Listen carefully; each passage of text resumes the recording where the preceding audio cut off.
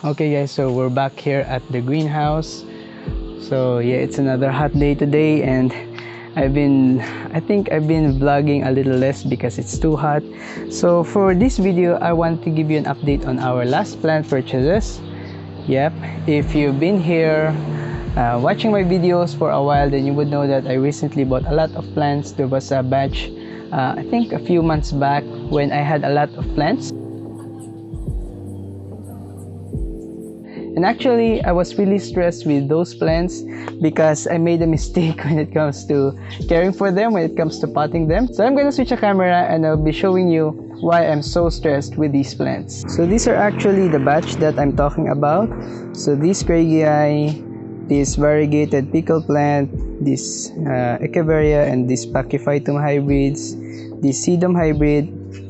So this is another Pachyphytum hybrid. You can see that this is still the old potting mix that I made. If you watched my cactus repotting video, you will know that I made a potting mix recently which had cocoa peat and vermiculite in it. So meron siyang cocoa coir at saka vermiculite. Hindi ko pa ituturo kung paano ko ginawa ito kasi hindi ko pa rin sure kung magiging effective siya. But basically, dinagdagan ko lang ng cocoa coir at saka vermiculite yung ating potting mix. And what happened was, that potting mix didn't dry out quickly enough. So I've been very stressed with my plants. I haven't watered them much. So you can see this one. This is very dry because I didn't want to water it. But still, it wasn't rooted enough to absorb the moisture from the cocoa peat mix. So what I had to do was I had to replace my potting mix again for these plants. But what is funny is not all of my plants are stressed out. So I found out that this sedum, it liked that mix, that vermiculite and cocoa peat mix, but the Pachyphytum hybrids, not so much. This one, strangely enough, it liked the potting mix, so it's still producing new growth. But I had another plant here. So this is the Haggai Tolemanensis. It got rot, and I was blaming it on the potting mix because the potting mix was really not drying quickly enough. The Sedum Craigie also like that potting mix, that vermiculite and cocoa peat mix. So I've been watering it and it's been consistently growing. And on the ones that has a shallower pot, so this one, it still has that cocoa peat mix. This one as well, and this one as well. So they're performing very well. They're performing better than the deeper pots. This one as well. So what I found out with the vermiculite and the cocoa peat, it retains a lot of moisture, so the plant is able to drink enough before the potting mix fully dries up.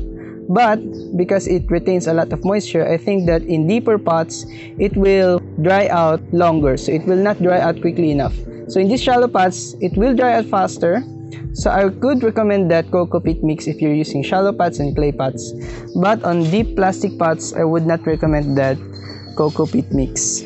So that's actually the reason why you might have seen my recent video where I made this potting mix, because I recently had to go back to my usual potting mix, to the potting mix that I'm used to and the potting mix that I'm very attuned to. So the potting mix that I think it's attuned to my caring, to the type of care that I'm giving my plants. So this is what I think will be the better option. This is carbonized rice hull, alnus compost, and pumice and vermicast, not vermiculite. So it's very different. Vermiculite is not a fertilizer and vermicast is a fertilizer.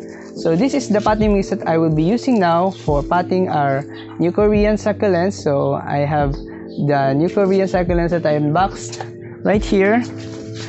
So they haven't been drying out for a while, but because since they are Korean, I can trust them that they will do well being repotted right away. I don't have to air dry them for very long. And also, what I found out with this potting mix, I've been experimenting with it on my plants. So this is a leaf propagation and this is a stem propagation of a crested Graptophytum probably, and this is a Graptophytum supreme leaf propagation. They've been doing very well in that same potting mix. So that's the same potting mix that I made. So they've been doing very well in here. they've been getting very plump leaves very quickly. So I think that the alnus compost really helps with the roots so that the root can attach quickly, which is why I would recommend that if you have access to an alnus compost, then you could add it into your potting mix, because the carbonized rice hull alone is not enough for me, and I don't think I'll be using coco peat for now. So I think for this next part of the video, we'll just be repotting these Korean succulents. So I'm gonna set up my camera right here at the edge of the greenhouse. Okay, so it's really nice planting new succulents again. Yeah, it's been a while since I last planted new succulents, so this is really fun. Okay, now we're just gonna add our gauze, and then we're gonna fill our pots up. Okay, so the sunlight is really crazy today. It's very cloudy and then it's very hot. 1 minute it's cloudy and the next minute it's hot. And the dogs are noisy outside. Okay, I think I'm gonna start with the gauze. I think I'm gonna try. Okay.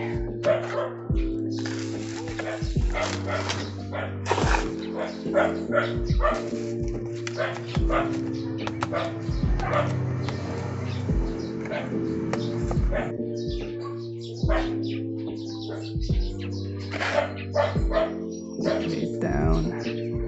So nice. And I hope that it will be very happy in its new potting mix. Okay, next plant.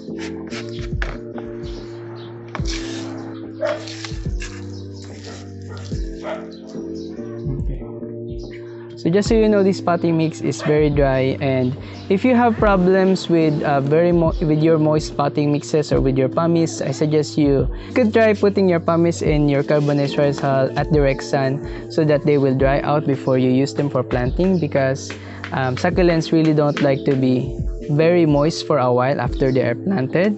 So you could try drying out your potting mix first. That's what I do. And also, if you're buying carbonized rice hull in a bag, then you could also open the plastic bag so that the moisture will escape and that the carbonized rice hull will not stay wet for too long. Okay, so this is our Mexican giant, Tapalpa. I really hope that these plants acclimate before the winter rolls in and they stop growing, because when winter comes, echeverias will stop growing. So I'm hoping that I could acclimate them before that happens. Okay. Next plant, this ebony.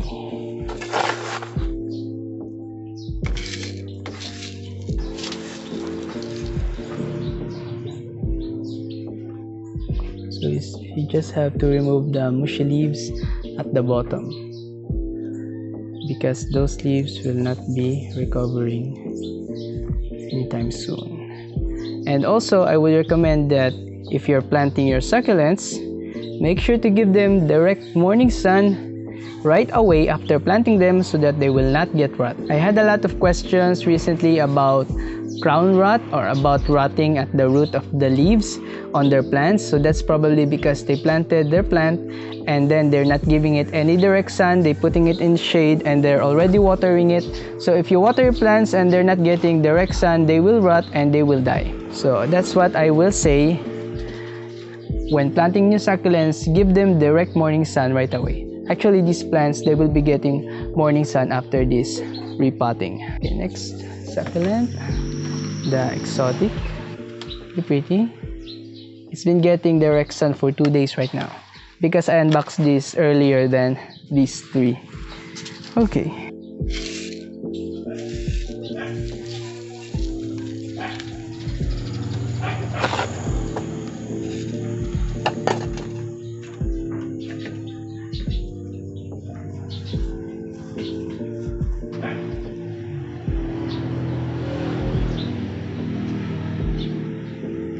So I'm seeing drying leaves on this plant right now, and if you're planting your succulent and they're already getting drying leaves before the 7-day waiting period, So I told you before that you have to wait 7 days and give them morning sun for 7 days before watering them.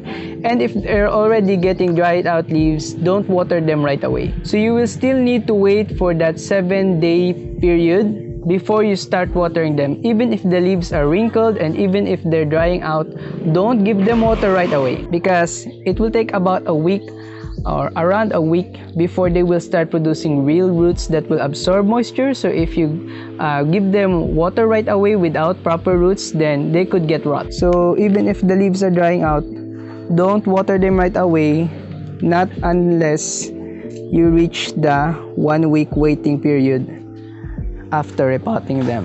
Okay? Just a note to keep your succulents alive.